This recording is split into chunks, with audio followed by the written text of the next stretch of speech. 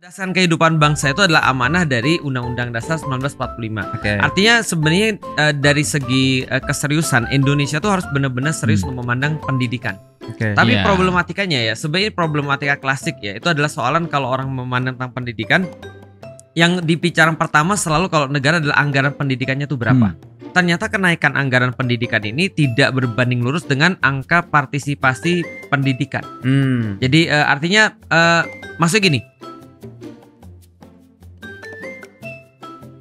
Assalamualaikum warahmatullahi wabarakatuh. Waalaikumsalam warahmatullahi wabarakatuh. Kembali kepada momen kita orang-orang tua ini berkumpul membincangkan hal-hal yang paling update hari ini. Dan hari ini kita akan membahas tentang UKT, urusan kuliah tersier.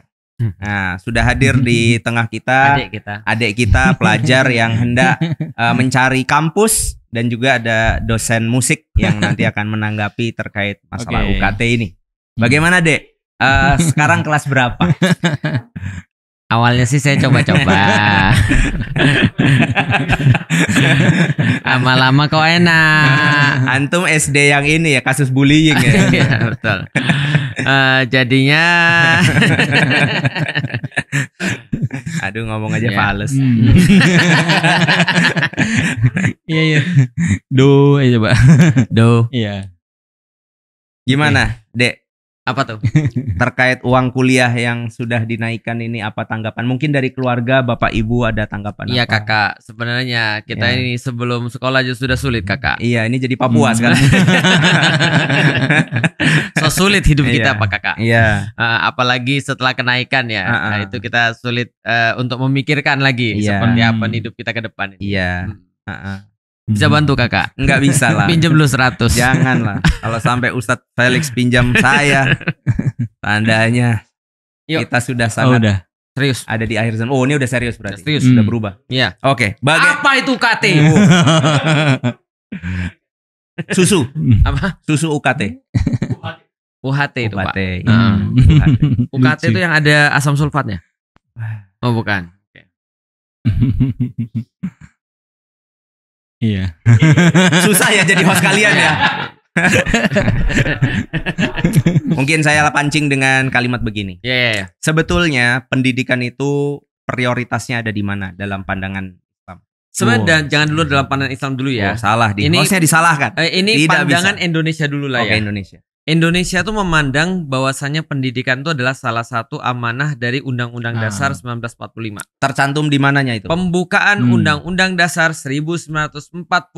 Pendidikan adalah hak segala bangsa. Betul. Oleh karena itu, penjajahan di atas dunia harus dihapuskan. Bukan, Mas. Mencerdaskan kehidupan bangsa. Mencerdaskan kehidupan bangsa. Gimana sih? Iya. Aku yang radikal, masa dia salah? Iya, benar. Tes. Iya. Soalnya kita jarang pakai batik kan, antum pakai batik terus. Oh iya. Apal. Mencerdaskan kehidupan bangsa itu adalah amanah dari Undang-Undang Dasar 1945. Artinya sebenarnya dari segi keseriusan Indonesia tuh harus benar-benar serius memandang pendidikan. Tapi problematikanya ya, sebenarnya problematika klasik ya, itu adalah soalan kalau orang memandang tentang pendidikan, yang dibicarakan pertama selalu kalau negara adalah anggaran pendidikannya tuh berapa. Jadi pagu pendidikannya tuh berapa. Karena ada nanti setelah dikasih semacam kayak apa ya namanya, anggaran pendidikan itu berapa persen. Sekarang berapa persen? 20% Mas. Iya. Harusnya 20% ya, nanti coba dicek lagi. Harusnya sih 20%. Tapi ternyata kenaikan anggaran pendidikan ini tidak berbanding lurus dengan angka partisipasi pendidikan. Jadi artinya maksudnya gini, yang menjadi salah satu tugas kenapa Indonesia ini ada, atau salah satu indikasi Indonesia itu sebagai negara tuh dia berhasil atau tidak, adalah kemudian tingkat pendidikan. Bagaimana Indonesia ini mampu mencerdaskan bangsa Indonesia. Jadi ini perspektifnya adalah investasi individu. Atau investasi negara nih. Iya, Nah, jadi itu nanti lebih lanjut lagi ya. Jadi ini sebenarnya pendidikan ini adalah harusnya menjadi investasi negara. Harusnya dari segi UUD 45. Tapi ternyata sekarang ini seolah-olah ini jadi investasi individu gitu. Negara maksudnya. Lepas tangan berarti. Negara lepas tangan, karena tadi setelah ternyata bertahun-tahun, kalau kita dulu kan ada wajib pendidikan ya, dulu 6 tahun. Sekarang ditingkatkan jadi 12 tahun misalnya. Tapi ternyata tadi angka partisipasi pendidikan itu, orang-orang ikut dalam pendidikan ternyata tidak tidak terlalu signifikan naiknya, berarti ada problematika. Dan aku pernah dapat sebuah data juga, ternyata departemen pendidikan ini termasuk departemen yang paling korup. Problematikanya seperti itu, ternyata termasuk departemen yang paling korup. Ini kan ngeri nih. Padahal kita tahu ini kan kayak selain departemen agama selain departemen agama dan satu lagi katanya kesehatan. Tapi aku nggak tahu, nanti coba di-recheck lagi ya seperti apa datanya. Tapi yang jelas adalah ini ternyata menjadi sebuah lingkaran setan. Karena kenapa? Karena kita tahu negara ini kenapa menjadikan pendidikan sebagai sesuatu yang sangat penting. Karena mereka tahu pendidikan ini lain nanti akan menghilangkan permasalahan-permasalahan lain. Harusnya dilihat sebagai sebuah investasi. Betul. Benar. Karena ternyata ada penelitian mengaitkan yang sangat ada korelasi antara tingkat literasi dengan kriminalitas. Tingkat literasi dengan kesejahteraan. Tingkat literasi dengan peningkatan ekonomi. Tingkat kesehatan juga tingkat kesehatan juga sama dan segala macam itu ada hubungannya. Nah, maka literasi ini atau pendidikan ini menjadi sesuatu yang sangat penting. Tapi lucunya untuk literasi atau pendidikan aja ternyata banyak korupnya. Nah, itu yang akhirnya membuat orang mikir, negara tadi mikir, loh gimana ini kita sudah mencoba tapi belum ada, sehingga cara pandangnya diubah. Ya udahlah, ini urusan individu aja lah. Gitu loh. Nah, setidaknya ini yang terjadi. Sekali lagi ya, pertama ya, kalau kita berbicara UKT, aku pengen disclaimer dulu, kita tidak pernah memasalahkan tentang UKT itu harus tinggi. Enggak. Kita nggak pernah memasalahkan itu. Karena kita tahu pendidikan berkualitas itu murah. Pasti nggak murah. Masalahnya bukan itu, tapi masalah adalah cara pandang terhadap pendidikan. Yang dianggap tersier misalkan. Nah itu menurutku pernyataan yang berbahaya. Dan pernyataan yang pertama mungkin membela diri, gitu kan ya. Pernyataan yang lari dari masalah. Yang ketiga, pernyataan yang tidak menunjukkan ada cara pandang yang benar. Salah meletakkan porsi pendidikan.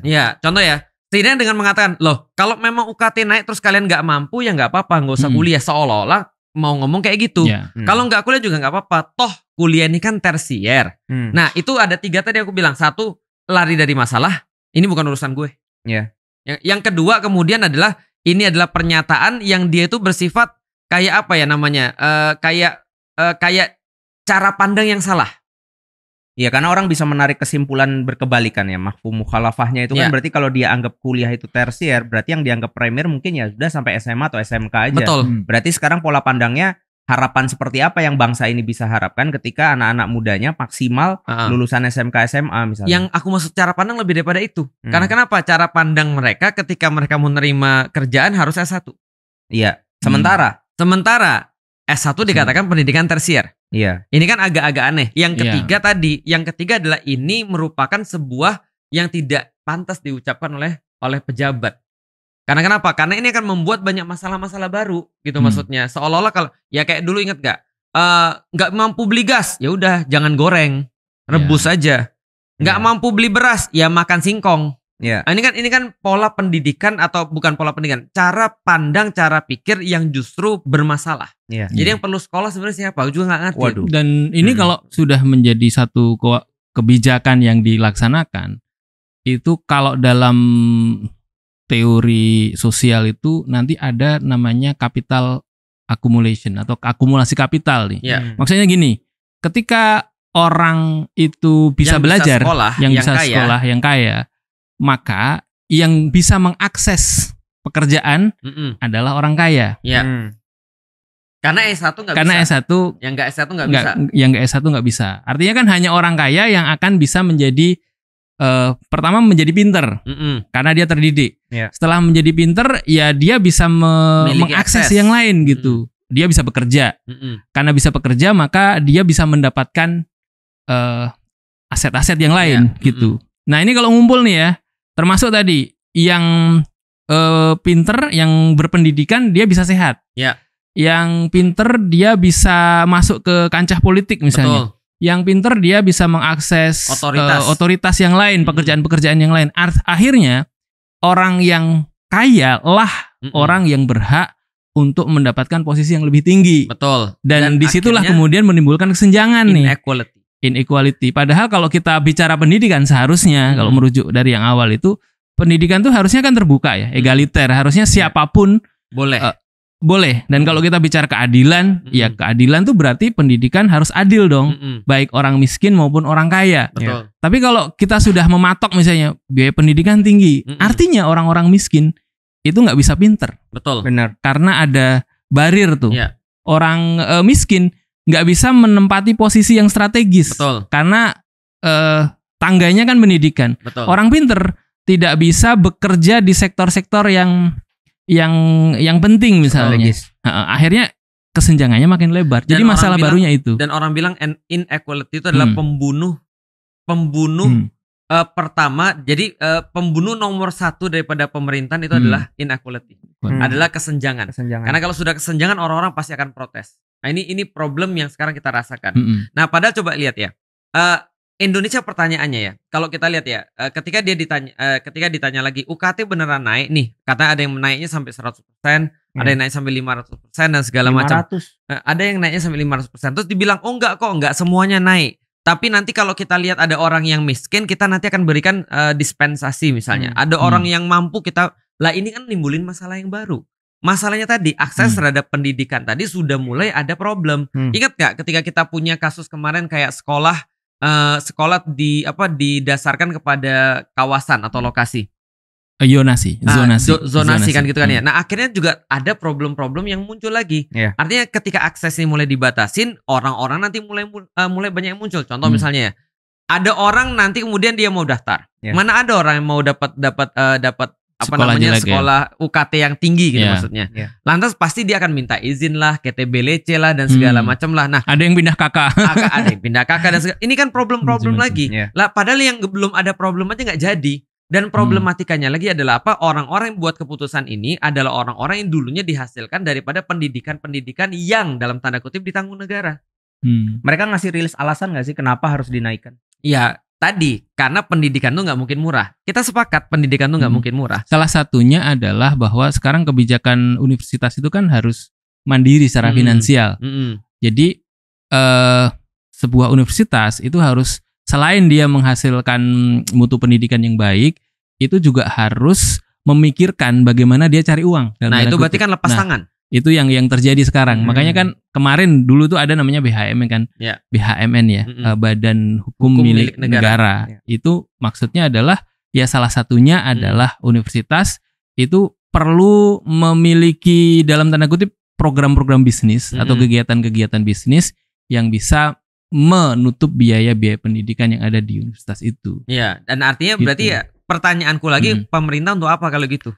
Nah itu. Nah, jadi contoh nih ya, kalau andaikan universitas bisa cari duit nih, untuk apa ada pemerintah? Makanya kita pikir begini kan, karena biaya pendidikan itu mahal untuk diselenggarakan secara masyarakat, harusnya pemerintah campur tangan.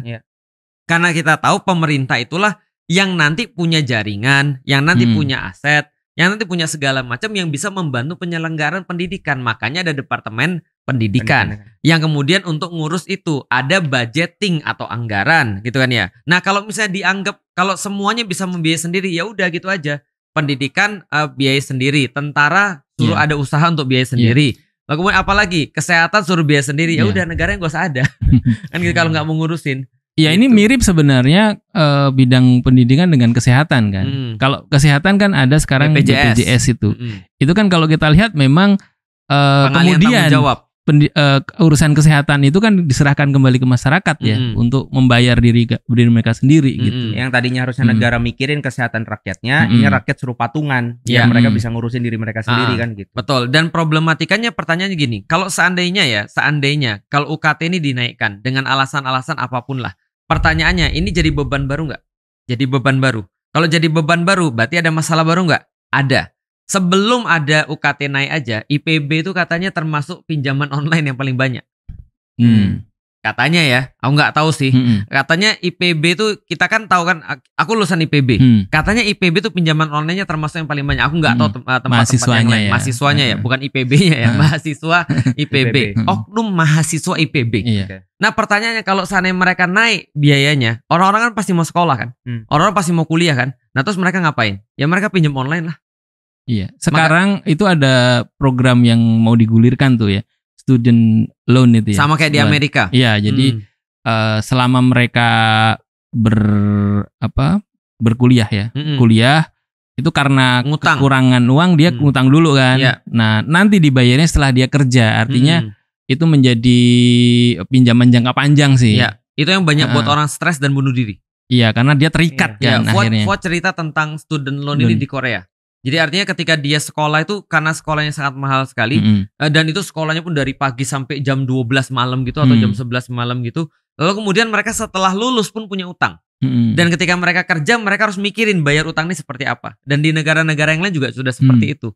Karena tadi permasalahannya adalah balik lagi pertanyaannya. Jadi pemerintah kita ini untuk apa? Iya. Kalau misalnya dia sudah menentukan bahwasannya tugas daripada Indonesia itu adalah mencerdaskan mencerdaskan rakyatnya atau Indonesia, lah berarti dia harus memberikan bagaimana caranya agar rakyatnya belajar. Kalau misalnya belajar aja nggak dikasih kesempatan, apalagi cerdas gitu maksudnya. Nah ini problematikanya sih menurutku. Nah pertanyaannya balik lagi. Dengan sekarang yang sudah dibuat saja, yang belum UKT naik. Berapa persen S1? Coba kurang dari 5% kan? Anu S1 kan? Aku S1. Aku S1. Mas Husen S2. S2. Berapa persen coba? Kurang dari 5, 4, sekian. S1 itu 4,39%. 4,3%. S2 itu 0,31%. Oh, nggak ada 1%. Nggak, jangan setengah aja juga nggak ada, Mas. Ya. Berarti S2 nih 0,3. Pertanyaan antum S2-nya apa, Mas? Sosiologi dulu. Sosiologi S2 jadinya cuma kayak gini. Waduh. Iya benar. Coba bayangin. Benar. Aku S1 nanam tanaman aja susah tumbuh. Kemarin gagal terus kan. Terus. Jadi selain problem biaya juga program output kurikulum dan output pasca kuliah. Iya, kita mau ngapain? Mau ngapain? Artinya coba lihat ya, di ngaji itu ya, yang paling tinggi itu Mas Husen loh. Iya. Bayangin coba. Iya kan ketuanya. Iya. Yang gak usah dijelasin. Artinya adalah apa? Dengan sistem pendidikan yang sekarang pun yang dihasilkan itu S1-nya baru 4,39%. Gitu loh. Maksudnya ketika di total S1, S2, S3 itu nggak sampai 6%. Atau 6% lah. Lah terus kalau dinaikin kira-kira seperti apa gitu loh maksudnya. Ini problematis. Itu pun nanti juga berbicara faktor dunia kerja misalnya ya. Lapangan kerja itu kan problem baru lagi gitu. Yang sampai saat ini menjadi problem besar. Dan kalau kita lihat datanya kan ini udah ada sekitar 10 juta ya. 10 juta Gen Z. Pengangguran Gen Z ya. Nganggur. Kita gen milenial juga. Kita milenial milenial awal. Ini ada rilis resmi nih. Ditanyakan kepada Sekretariat Direktoral Jenderal Pendidikan Tinggi. Ya intinya adalah kenapa sih tambah mahal? Maka salah satu dari mereka itu menjawab karena butuh biaya operasional yang ditanggung oleh perguruan negeri. Kan kita butuh ATK, upah buat dosen non pegawai negeri sipil atau PNS, pegawai perkuliahan itu kan pasti butuh ATK, butuh LCD, butuh pemeliharaan, kemudian dosennya. Itu coba lihat, itu pernyataan itu intelek atau enggak? Menurutku sih enggak. Karena gini, aku sempat juga di. By the way yang ngomong ini katanya profesor loh. Aku masa lebih pintar dari profesor jadinya ini. Aku enggak tanya kita lebih pintar atau tidak. Karena ada perbedaan antara orang yang punya gelar dengan orang yang kemudian intelek. Itu beda. Dan jawaban ini jelas jawaban yang tidak intelek. Ini terlepas dari status pendidikannya dia udah sampai mana ya. Itu yang aku bilang tadi. Jadi gini loh, ada banyak cara kamu untuk tidak buat orang itu makin ribut. Susah, Atau ada banyak cara kamu tuh menyampaikan itu dengan etika. Atau ada banyak cara di mana kamu tuh nyampein sesuatu itu biar orang tuh ngerti dan simpati dengan kamu. Contoh misalnya kalau aku ditanya ini ya, kenapa misalnya UKT itu naik? Aku bilang gini, tentunya kita semua tahu bahwasanya biaya pendidikan itu tidak mungkin murah.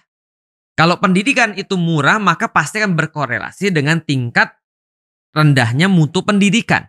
Nah, maka kita coba untuk meningkatkan kualitas pendidikan. Maka kita coba ajukan UKT-nya naik. Kalau mau untuk seperti apa listnya nanti kita bisa sediakan. Kan bisa ngomong kayak gitu. Paham gak sih maksudnya? Ini jadi kenapa sih pejabat tuh selalu ngomong harus nyakitin orang? Ini loh yang aku garis bawahi. Aku nggak garis bawahi UKT-nya mau naik atau apa. Kalau Anda bisa mengkomunikasikan itu dengan baik ya silahkan. Kalau masyarakatnya affordable juga silahkan, nggak ada masalah. Karena aku udah bilang tadi. Tapi sudut pandangnya itu loh. Sudut pandangnya itu kamu seperti apa melihat orang-orang itu. Gitu loh maksudnya. Kalau aku sih mencoba memahami tadi ya pejabat ini ya. Dari sudut pandang wilayah pendidikan yang dia kelola. Bisa jadi memang karena nggak ada dananya lagi gitu. Benar. Jadi dananya terbatas gitu.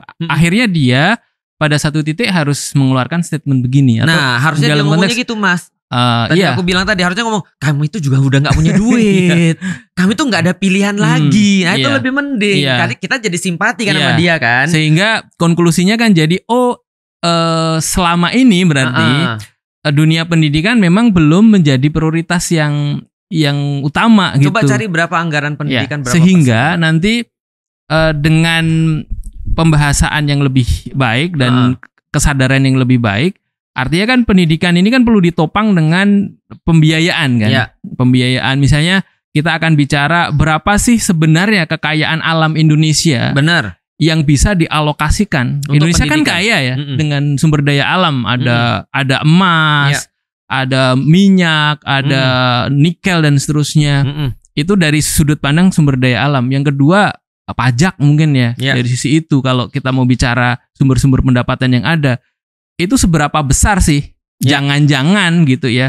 Ini belum nyambung nih gitu. Jadi sumber daya alam yang sedemikian melimpah, kaya, ada korelasinya itu nggak korelasi karena dia ngalirnya ke tempat lain. Benar. Gitu. Pajak yang seharusnya ke siapa Mas? Itu bisa dialihkan untuk biaya-biaya pendidikan, akhirnya misalnya dibelikan sesuatu yang mungkin bukan buat pendidikan tapi buat orang-orang yang sebenarnya nggak pas untuk mendapatkan itu. Ya normalnya kalau jadi kepala rumah tangga misalkan ada bapak punya pendapatan, terus nanti kemudian ada list pengeluaran, kan bukan terus malah list pengeluarannya suruh mikir sendiri, gitu kan ya. Tapi justru pendapatannya itu yang dialokasikan untuk memenuhi semuanya, kan harusnya begitu. Pun kalau ternyata nggak bisa dipenuhi, ya harusnya kalimatnya seperti bapak kepada anaknya yang masih ada rasa tanggung jawab nih. Aku care sih, cuma gimana maaf ya, ini opsinya apa ya? Kira-kira demikian. Jadi akhirnya gini, Indonesia ini kaya, yakin nggak kaya? Gitu. Banget. Nah oke. Kalau kaya,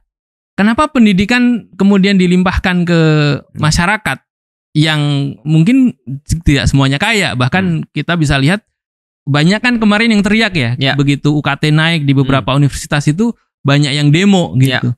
Nah ini kita pastikan dulu Indonesia ini kaya bener apa enggak sih gitu. Oh ternyata kaya. Kalau Indonesia ini kaya dan ternyata ada kesenjangan, berarti kan ada satu yang distribusinya tidak distribusinya yang tidak 650 triliun. 20% benar daripada APBN. Jadi 20% APBN sudah diterjunkan ke pendidikan. Berarti duitnya ada kan? Iya. Berarti duitnya ada, cuman duitnya ini mungkin nggak sampai ke bawah. Nah, itu yang harus dipertanyakan sebenarnya. Karena gini ya, kalau tadi ada dari Kemendikbud yang berkata bahwasannya tadi kita perlu segala macam ini segala macam, makanya kita harus naik UKT dan segala macam. Bro, kalau gitu nggak usah perlu negara, nggak perlu Kemendikbud lagi. Coba bayangin ya, aku baru search datanya. Ternyata PTN negeri itu ada sekitar 184 PTN negeri. Tapi kalau kita lihat ya, Muhammadiyah itu punya 171 perguruan tinggi. Di luar dari yang itu kan. Berarti bayangin ya, PTN negeri, perguruan tinggi negeri, itu ada 184. Muhammadiyah punya 171 perguruan tinggi. Yang itu bisa self. Ya tutup aja ke Mendikbud, kasih aja ke Muhammadiyah, gimana? Suruh urus. Mau nggak kira-kira? Lah kan berarti kan Muhammadiyah yang bukan negara aja. Yang tidak dapat 600 triliun. Levelnya kan Muhammadiyah berarti level organisasi toh. Ya, swasta. Level organisasi swasta itu bisa mengelola 171 perguruan tinggi. Iya. Sedangkan negara yang punya kemudian anggaran dan segala macam, ada kementeriannya juga mengurus 184 PTN, itu pun dinaikkan. Nah, apa enggak sebaiknya ditukar aja? Iya, kadang kenapa kita nggak ngelihat siapa yang ahli, kasih aja. Iya, tapi ya itu kita bahas lagi ya. Sekali lagi ini kita belum bahas dari pandangan Islam ya.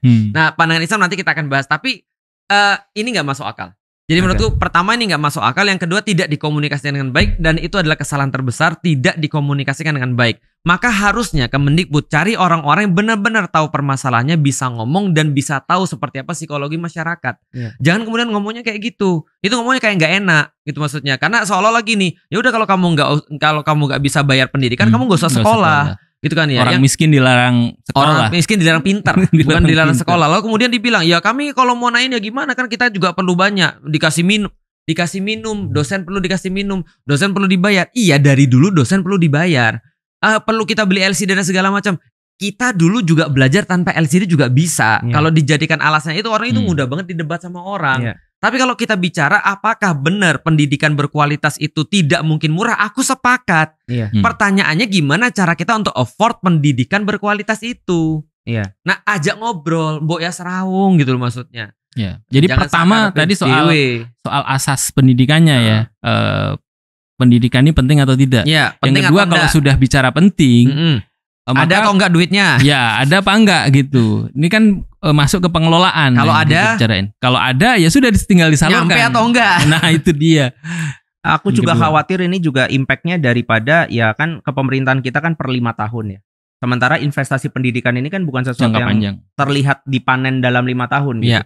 Makanya kadang terjebak pada pola pikir konsumtif yang itu tidak sebetulnya esensial pada unsur pendidikannya. Benar. Gitu misalkan bangunan tinggi, lokal kelas, perawatan. Betul. Yang itu sebetulnya nggak ada urusannya sama mahasiswa jadi pintar. Benar. Gitu. Yang itu akhirnya kemudian membuat jadi mahal. Yeah. Bahkan perubahan-perubahan kurikulum tuh kalau kita lihat ya. Kurikulum tahun berapa, sekarang kurikulumnya berbeda lagi. Yeah. Itu juga membuat Renstra kalau kita bicara jangka panjang itu jadi kayak kepotong-potong gitu. Dan problematikanya ditambah-tambah lagi, buatlah program-program yang nggak nyambung. Ya misalnya contoh ya, mohon maaf, makan siang gratis. Ini salah satu contoh aja, ya kan ya. Nah kalau orang dikasih makan siang tapi dia nggak bisa kuliah, terus gimana ceritanya, itu kan ya. Iya. Artinya kita bisa nggak sih kita ngelihat ini tuh satu negara dengan seluruh kebutuhan yang harus ditanggung, bukan setiap kebutuhan itu berjalan dengan visinya masing-masing. Betul, kan harusnya ini kan inline ya. Artinya kalau aku lihat gini ya, kalau sesederhana gini ya, aku tuh banyak ketemu dengan, mohon maaf, termasuk aku sendiri, maka aku bilang ya, aku tuh S1 tapi aku ngerasa sangat bodoh sekali di bidang pertanian, serius. Aku merasa sangat bodoh sekali, aku merasa nggak tahu apa-apa. Bahkan ketika aku ditanya sama bapak dan ibuku ya, aku ditanya, kamu dapat apa sih ketika kuliah? Aku bilang satu yang aku dapat ketika kuliah, aku bisa mendewasakan cara berpikirku. Aku pikir dapat umum. Enggak ada. Itu bisa mendewasakan cara berpikirku. Dan karena sudah dewasa dapat umum. Iya. Nah setelah dewasa dapat umum walilah. Dan itu pun kebanyakan aku dapat dengan berorganisasi dan aku belajar tentang Islam. Jadi itu yang aku dapat ketika aku kuliah. Nah aku nggak tahu nih. Pertanyaannya adalah kadang-kadang kita menemukan orang-orang S1 aja kita ajak ngobrol kadang-kadang nggak nyambung ya. Itu kan ya. Nah kalau itu dipandang tersier juga, kenapa kamu jadiin pertama misalnya syarat untuk kerja itu adalah harus S1? Iya. Kan kita. Yang kedua kemudian kalau kita tahu ini, Mbok ya kita tuh memperhatikan dulu kualitasnya, bagaimana kurikulum kualitasnya itu bukan menambah tadi yang antum bilang menambah hal-hal yang bersifat fisik dan segala macam. Nanti kalau misalkan supply S1-nya kurang daripada anak-anak sendiri, ya nanti ujung-ujungnya kita impor tenaga asing. Oh sudah. Gitu. Iya dengan kalimat ya gimana kita nggak punya tenaga yang mencukupi untuk sampai kepada titik itu. Maksud antum bilang begitu? Enggak, ini apa? Lihat. Ada lah. Iya ada lah. Dan problemnya sekarang juga pengangguran S1 itu tinggi juga gitu. Oh, iya. Artinya link and match-nya itu ya. Termasuk kita mungkin. Antara sesuatu yang dihasilkan dengan sesuatu yang dibutuhkan. Ya. Ini nggak nyambung. Nggak nyambung. Betul. Makanya kita bahas dalam Islam. Ya. Nah, sebelum itu ini ada Indonesian Corruption Watch. Oke. Iya, sabar. Orang berpendidikan harus sabar. Kata dia, ICW memaparkan potensi kerugian negara diakibatkan dari dugaan penyelewengan dana pendidikan mencapai 132 triliun. Bukan, 132 miliar. Enggak dong, 132 miliar juta. Oh ya, 132 miliar. Dikit itu mah nggak mungkin. Nggak mungkin serius. ICW tolong yang agak kejam dikit. Kayaknya salah deh itu.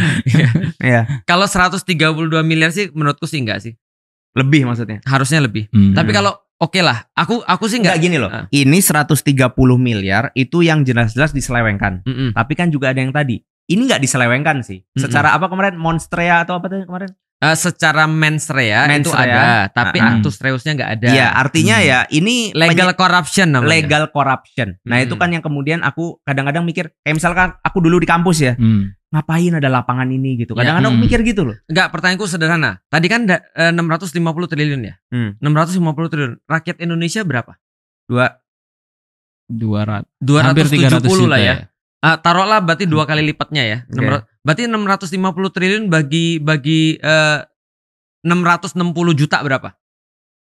Ya tinggal dicoret lah. Iya ya. 660 triliun ya. Berapa? 2 juta kan? 2 juta. Gak bisa tetap kuliah kan? Berarti bener nih pemerintah nih naikin nih. Iya, tapi kan gak semuanya sedang dalam pendidikan. Nah iya, tapi gini, 650 triliun kalau semuanya itu dalam pendidikan berarti 100% pendidikan ya. Iya. Itu nggak bisa. Ini kan kita cuma 5%. 5%, 6%. Berarti dikalikan berapa? 20. Lumayan kan? Iya, satu orang 50 juta. Kalau seandainya itu mau digunakan tuh S1 semuanya. Ya. Tapi kan ada SD, SMP, SMA nih misalnya. Nah kalau nggak ada dana pendidikan, ya coba cari gimana caranya. Tapi jangan mengorbankan orang-orangnya suruh bayar lagi. Karena sekarang aja belum sanggup. Korupsi nikel apa timah itu ya? Oh ya, nikel timah berapa? 271 triliun. Berarti itu sudah setengah dari setengah lah. Iya, setengah daripada APBN pendidikan. Ya karena itu tadi ya, kita kadang berpikirnya kan, oh ini ada kebutuhan, gimana ya cara nyarinya? Udah naikin harganya tanpa berpikir kebutuhan ini penting atau enggak, apakah itu memang kemudian esensial atau enggak, dan tepat sasaran atau enggak. Itu kan yang, maksudnya gini loh, Yuk Ngaji ini kan juga bagian daripada program pendidikan kan. Cuma kan ya kita tahu diri lah, kita tuh punya apa, oh gimana caranya dengan modal sekecil-kecilnya, spreadnya itu bisa seluas-luasnya. Itu kan yang kemudian kita pikirkan, makanya kita cari media YouTube misalkan, atau cari yang lainnya gitu. Nah harusnya kan pendidikan juga berpikir hal yang sama, Mas. Oke. Perbedaan yang kedua yang cukup menyolok adalah bahwasanya di dalam Islam pendidikan itu kewajiban negara. Ya. Karena Rasulullah itu ketika kemudian mendapatkan tawanan, beliau bilang tawanan tuh boleh dibebaskan agar asal mereka masing-masing mengajarkan kaum muslimin untuk baca tulis.